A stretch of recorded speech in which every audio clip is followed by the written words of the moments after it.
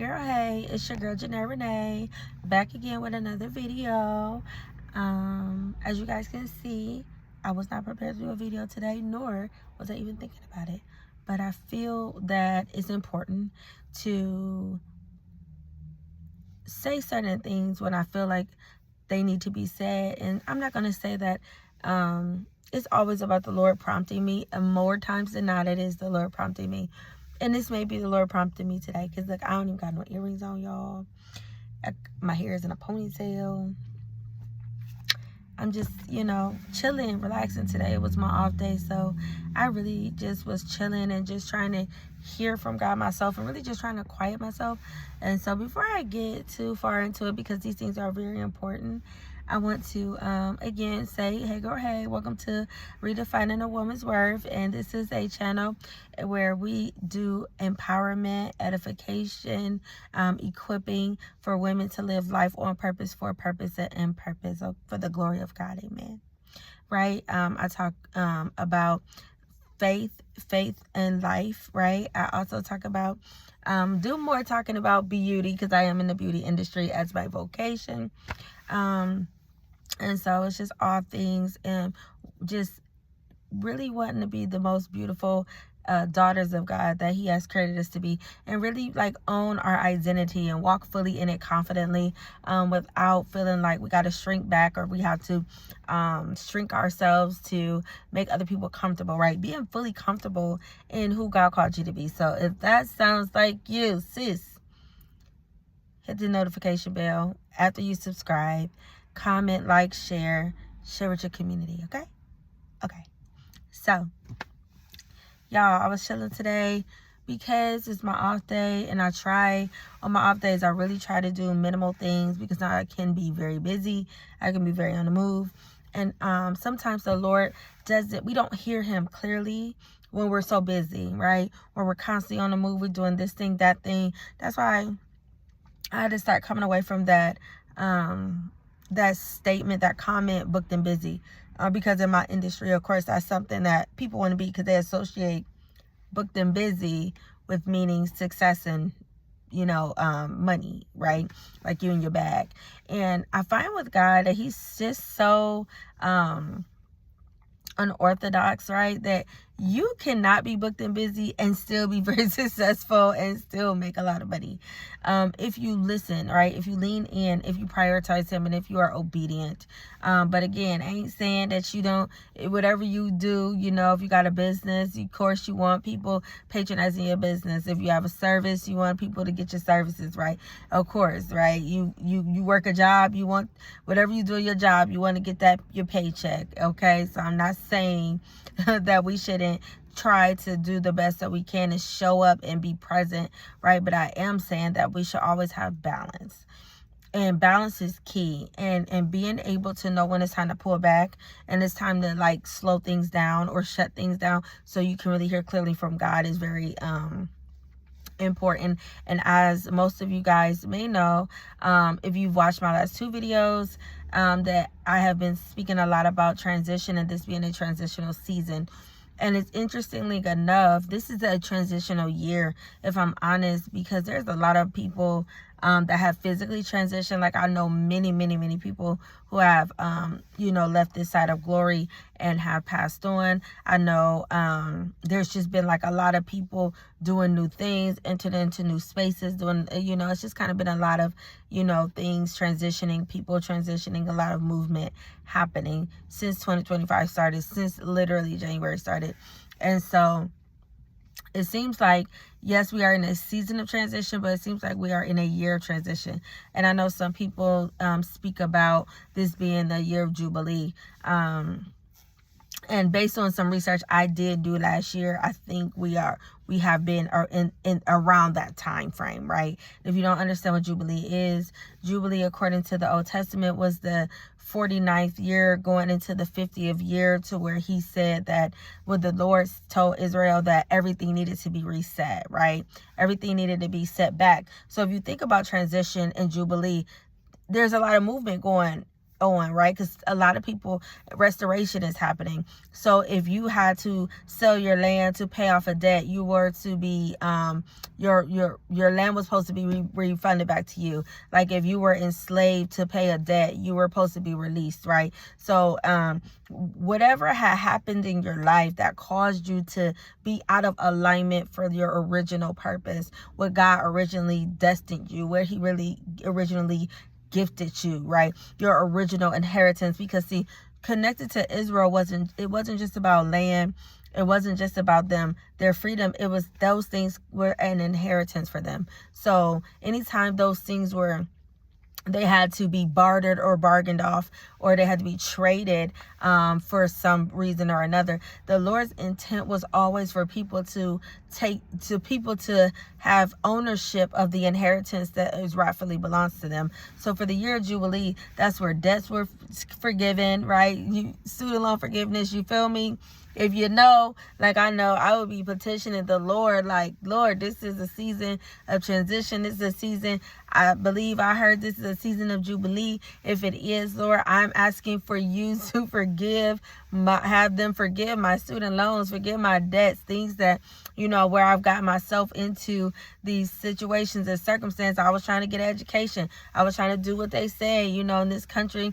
They say you go to higher education. You got to go to college. You got to get a degree. You got to get a career. And in that, I acquired a lot of debt. But Lord, I'm asking for you to work on the hearts of the lenders to forgive my debt, Lord.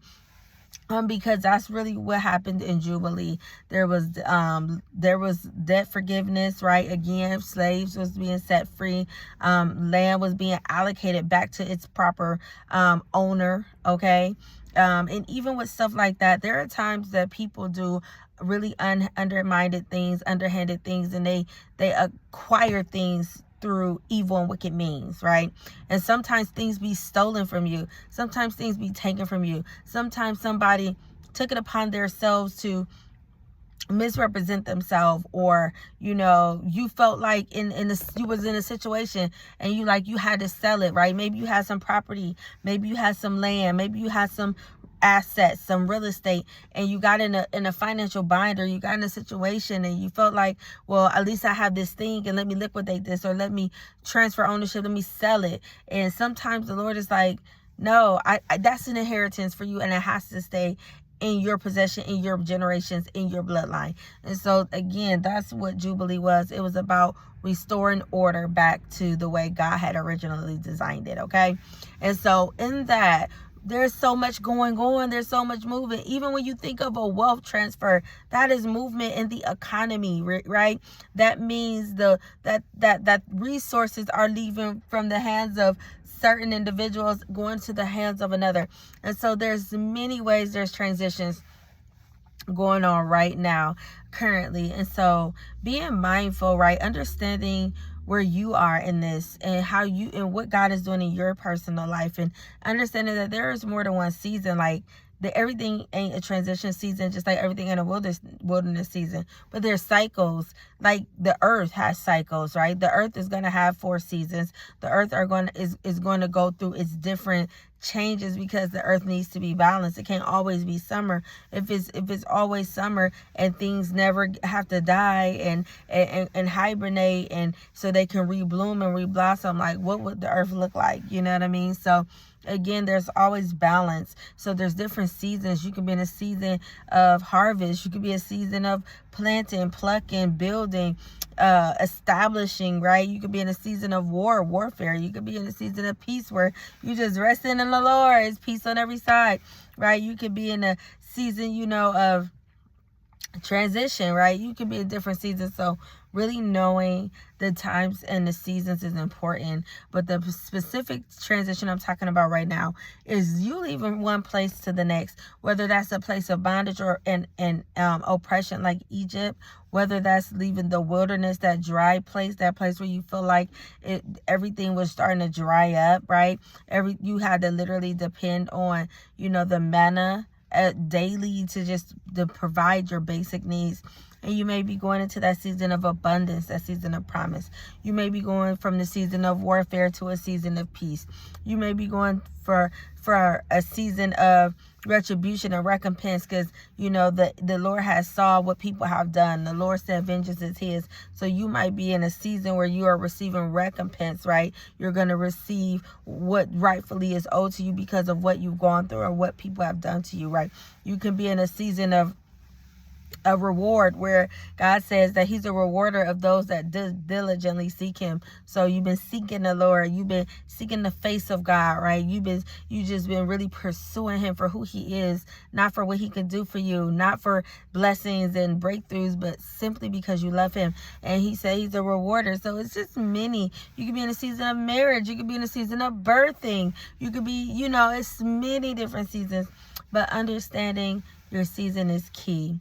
One thing I can say, that will for sure be like a compass for you to understand where you are, what season you're in, and to figure out the direction you need to go in, is making room for God. I can't even stress this enough.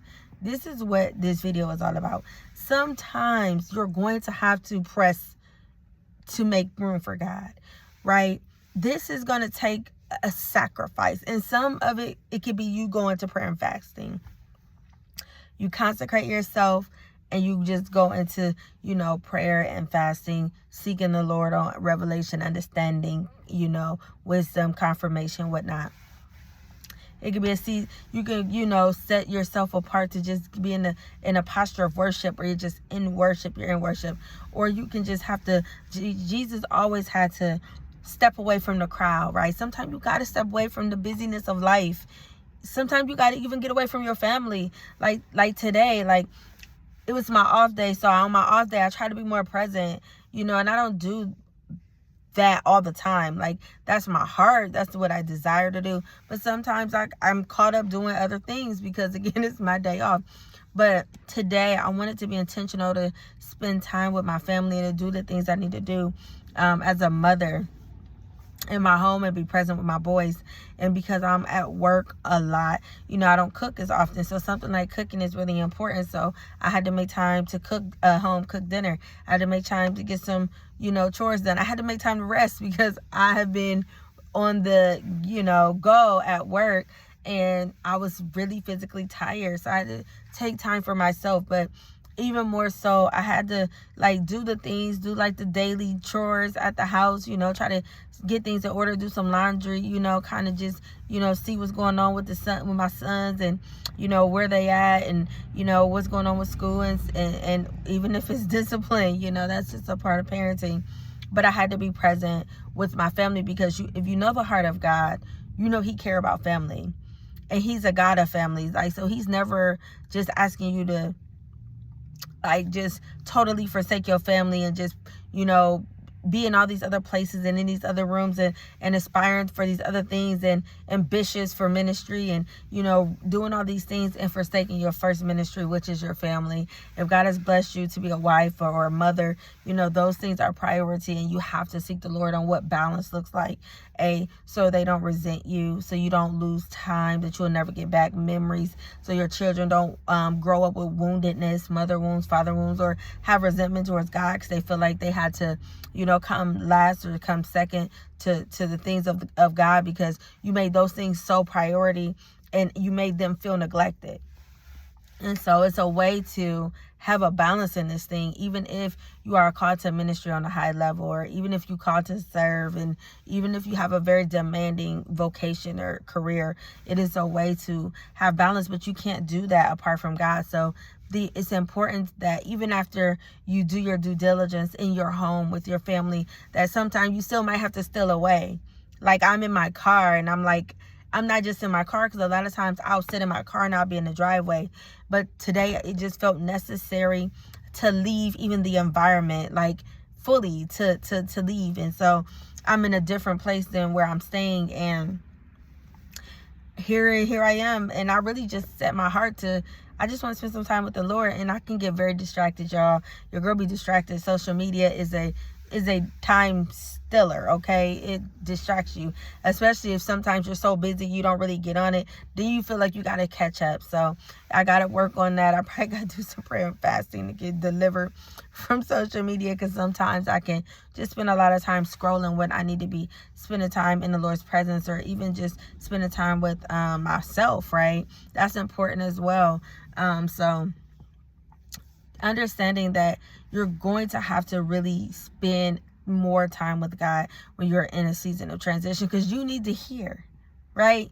You need to hear. You need to hear when to go, how to go, because God does things decently and in order. And even though it may not look orderly to us, if we obey and do what he said, it's order because we're being obedient. We don't know why he might tell you to leave abruptly. We don't know why he might tell you to close the door abruptly. We don't know why he might tell you to just leave and don't give no explanation. You don't know.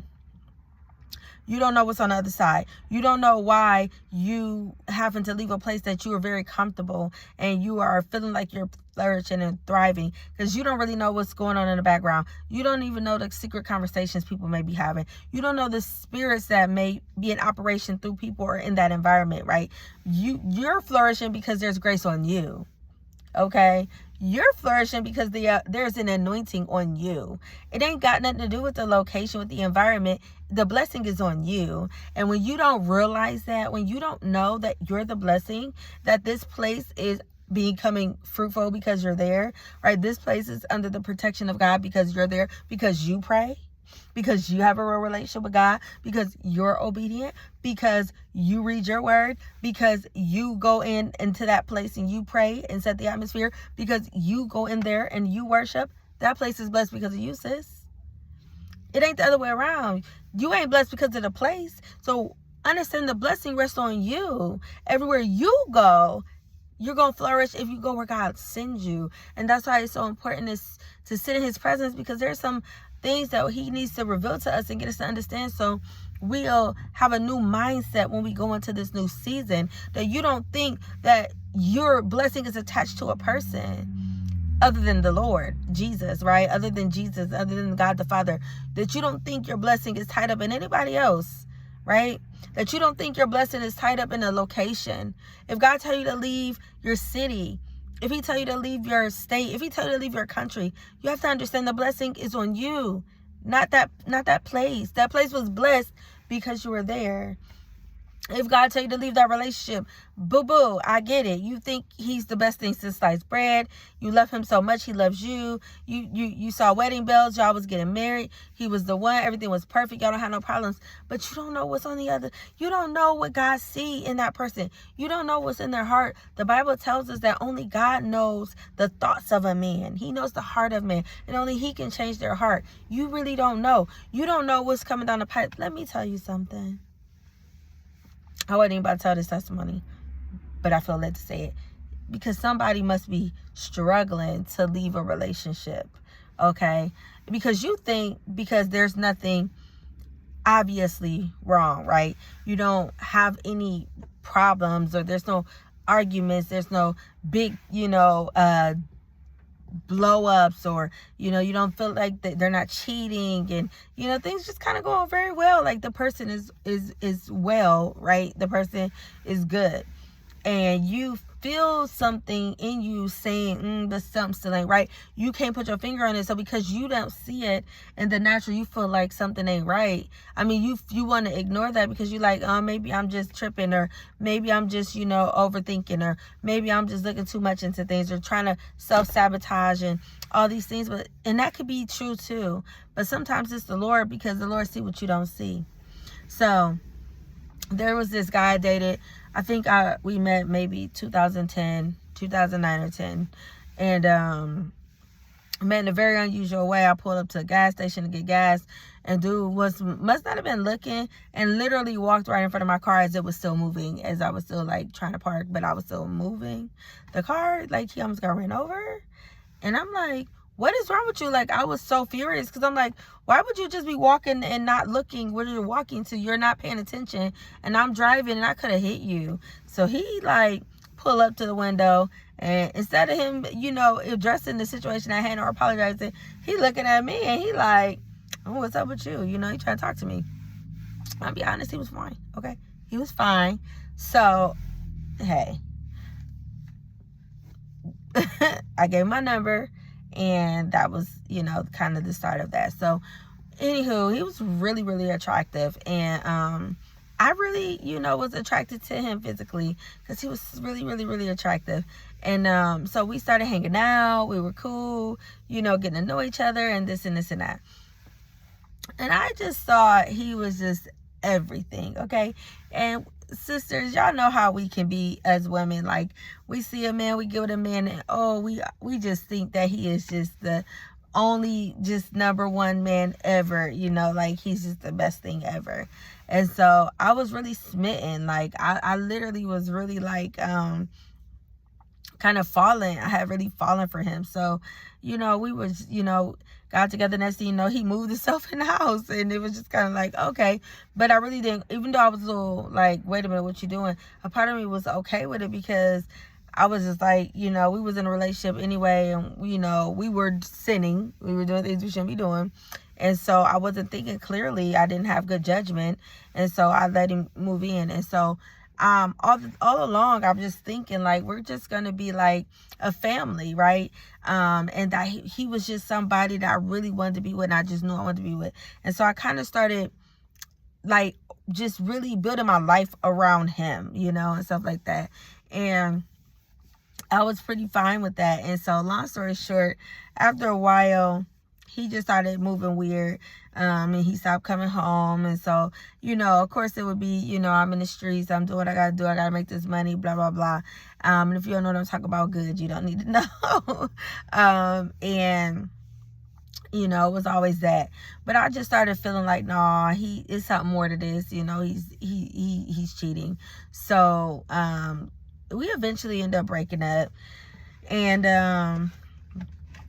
then he ended up getting into some trouble. And so I was just like, whatever. So eventually I got over him. It took a long time. It was hard. We was together for a little minute, and stuff like that. So eventually I got over him, and I moved on, and life was life. And ran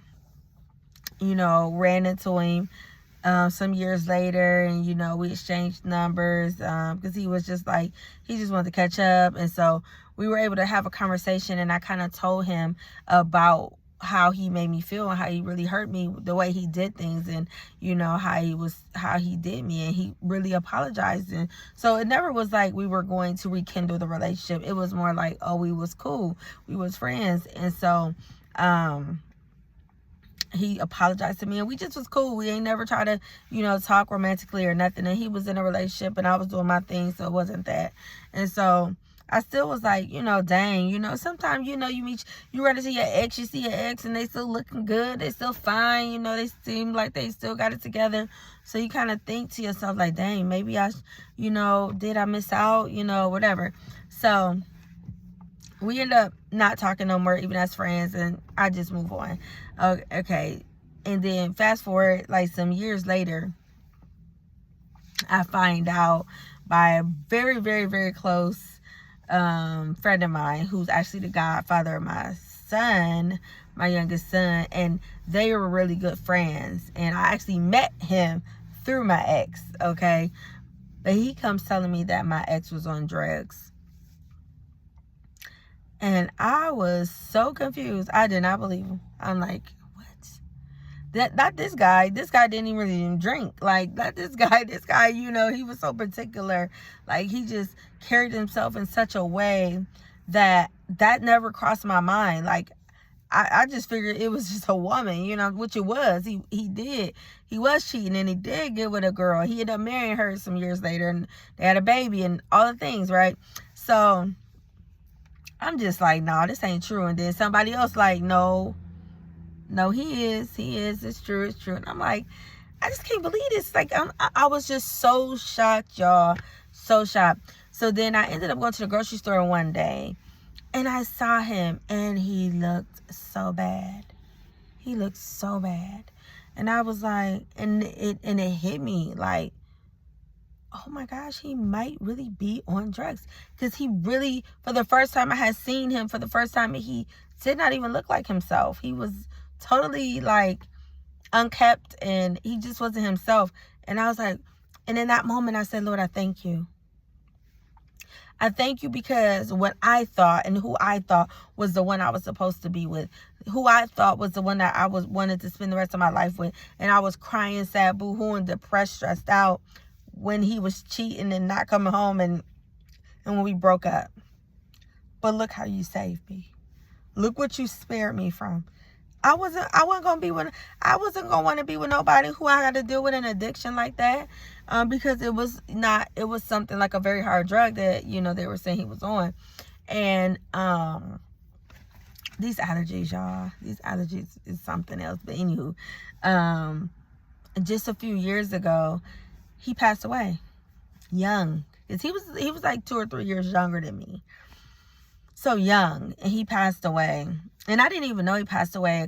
My cousin, who knew, that me and him used to be together or whatever, she ended up calling me one day, and she was just like, cuz, she's like, did you know that, what's the one dude name?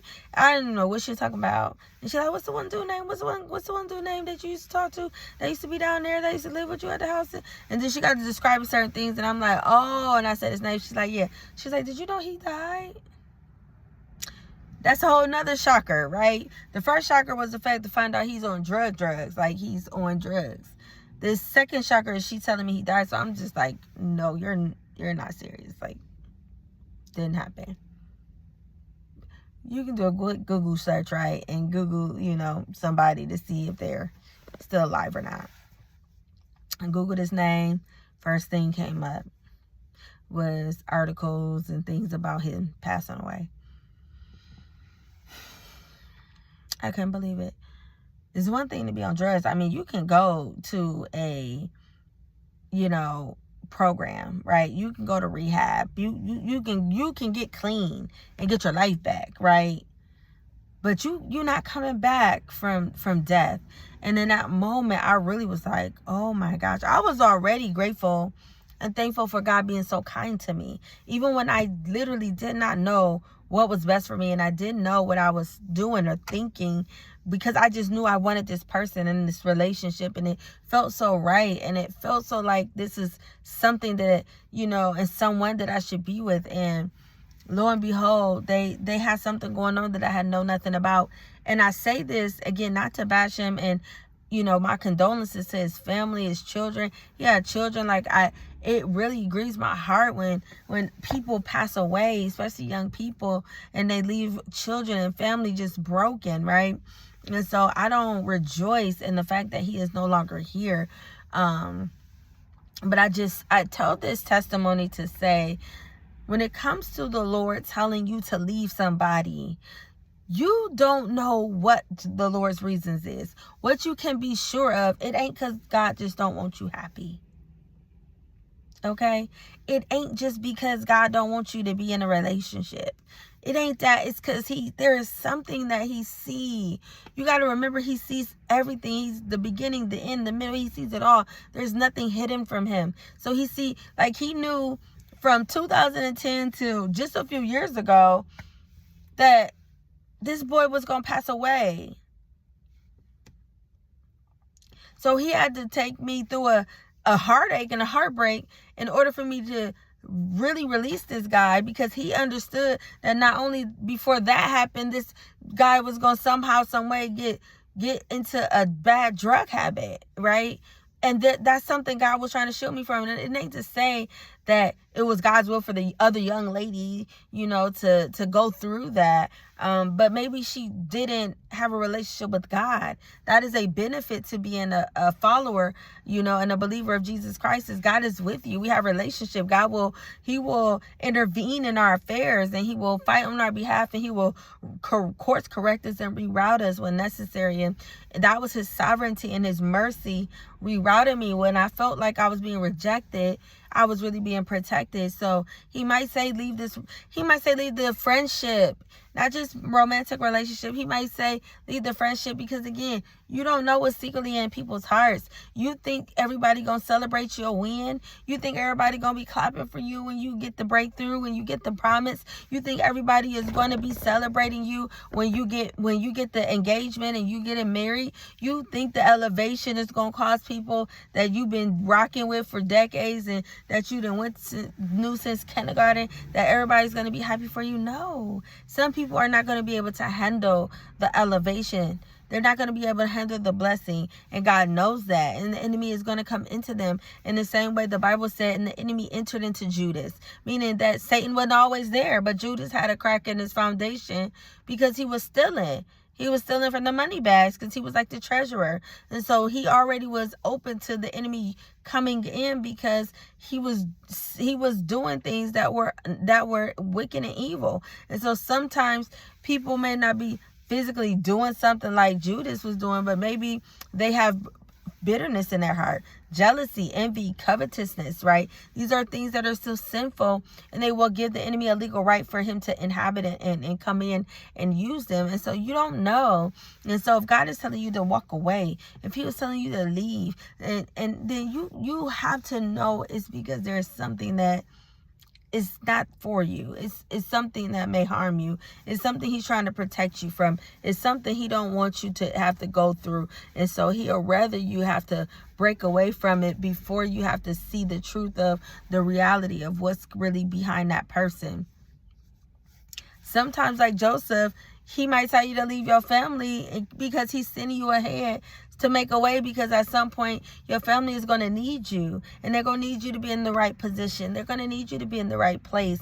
They're going to need you to be able to, have resources or a connection or a network to be able to help them when they're in a time of need, because we're entering into different times, right? The economy, there's a transition in the economy. So yes, there's a wealth transfer, but there's also like famine-like conditions happening, meaning there is a transition in the economy where things are being inflated, and because things are being inflated, the dollar is losing value, and so now it takes more to buy the same things, and even sometimes less of a thing. And so again, understanding what these things mean, but knowing that even in all of this, God is for you. And if you press into him, if you go into your secret place, if you go into your secret closet, if you have to step away, if you have to go to somewhere all by yourself, if you have to get in the car and just drive around, if you have to get a hotel and have a staycation, if you got to go to Amish country,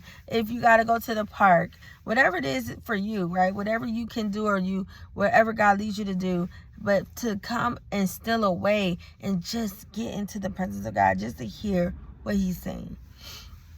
He may not give you every single detail you feel like you want and every single detail you feel like you need, okay? It would have been very easy for the Lord to say to me, Janelle, I need you to leave him, because not just because he's a cheater, but he's going to end up entering into a lifestyle that you do not want to have to deal with. He's going to end up getting into an addiction, and eventually he's going to end up losing his life early. And those are not things that I want for you. And then I could have been like, okay, all right, I get you. I don't want it either. Thank you. But no, he didn't. He didn't tell me. It was just for me to let it go. It was for me to walk away. It was for me to release this person and trust like that. God, if you didn't allow this to happen, if you didn't allow this relationship to continue to unfold, and then it must be a reason. And now I'm on the other side and I see the reason. So I say to someone, even if the transition is leaving a relationship, a person, a community, a church, a ministry, your family, right? Whatever it is, understand it's for your good. Understand that God's thoughts toward you are good. Understand that he sees things you don't see. He knows things you don't know. He sees the parts of people that we'll never see, that they'll never in life want to reveal to us, right? He sees that. He knows who is for you, and he knows the goodness the good thoughts that he has towards you. Like, he knows that. And so trust that, and don't be afraid, and don't delay. Like, and that's why it's important to be in your secret place with just you and God, because there's where you can ask for a strategy. What does this look like? Because no matter what, God, he does things well. So even if we have to break up with something, break up with someone, leave a place, transition, close the door. There's a way to do it to where it doesn't create offense, right? And it doesn't create, some very negative and harsh responses, and people don't really like. It's a difference between hurt and harm, okay? Sometimes you doing the right thing will hurt someone, meaning sometimes you ending something, sometimes you leaving a place may hurt someone, but harming someone is, I'm malicious in my actions. My motivation is to hurt you. Like, I'm doing this because I want you to be hurt. Then that's harm. So just because you hurt somebody in your transition or in your obedience to God does not mean you're harming them. Because you trust that God is going to protect their heart because you're being obedient. And you can even ask God, like, can you please protect their heart? Because I know this is going to be hard for them. Right? And he's a good God. He's merciful. And again, it's not always because of that person is negative or wicked or evil. Sometimes it's just they're not the right person. And God is like, well, I have someone else in mind for you. So I need you to let this go so I can be able to bring that person I really have for you. So it's not always that a person is like evil, and the enemy is using them. Sometimes it's just God, like, I just have someone different, and so just trust him. And this is specifically for those who are in a transition in relationship. I'm not even going to include marriage. Again, I don't like to speak on marriage, and I certainly don't like to speak on things like the D word, ending marriages, because I'm not married, and that's just not something that I'm, graced to speak on in depth, because God has not released me to do so. But I will say, in all things, seek the Lord, and especially if you are in a covenant, like, make sure it is indeed God and not your flesh and not the voices of other people. And ask him for a strategy. What does that look like? But even if it's just a boyfriend, girlfriend, friendship, relationship, situationship, whatever, seeking the Lord for strategy is key, because you want to leave a season well so you can enter a season well, okay? And again, it may not always be that, but if that's your heart posture, you have to trust and believe God is going to bless you, okay? He will bless your ending and he will bless your new beginning. So that's what this whole video is for. God will bless your ending and your new beginning if you yield to him and his instruction on how to leave, right? There's a right way, like, to do things, even hard things. Even like there's a right way to say something, even if it's hard. If you season it with love, a person can receive it better. So even in your transition, if you're leaving a person, a relationship, whatever that is, like, if you're even living if you're leaving a place and you have to have a conversation with a person, and you know that person might be in their feelings and they might be hurt, ask God to give you a strategy. Ask him to give you the right words. Ask him to tell you what to say and help you, and to, work on that person's heart to bring them in agreement with what he's doing in your life, okay? And so I hope this video blessed you. I'm going to end it here. It's getting longer than I would like. But as always, your past does not define you. It develops you, and you are worthy. Peace.